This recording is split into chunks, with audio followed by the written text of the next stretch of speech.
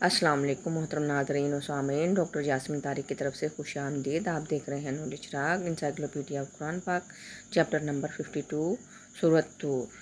سورۃ طور قرآن پاک کے 27ویں پارے وقالا فما خطبکم میں ہے۔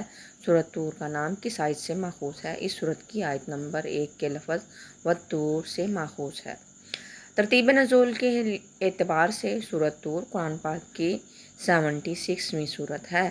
موجودہ ترتیب بتا دیں۔ قرآن پاک کی موجودہ ترتیب کے لحاظ سے سورۃ طور 52ویں سورت ہے۔ سورۃ طور تعداد آیات کے لحاظ سے 41ویں 41ویں بڑی سورت ہے۔ آیات کی تعداد بتا دیجیے۔ اس سورت کی کل آیات 49 ہیں، اس میں کوئی آیت سدہ نہیں۔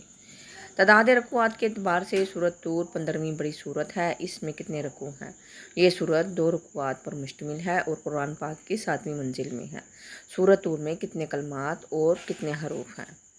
اس سورت میں 319 کلمات اور 1334 حروف ہیں۔ سورۃ طور حضرت صلی اللہ علیہ وآلہ وسلم کی مکی زندگی کے ابتدائی دور میں نازل ہوئی۔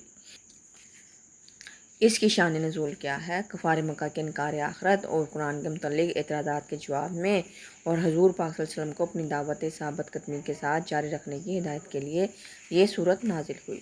سورۃ طور کی وجہ تسمیہ بتا دیں۔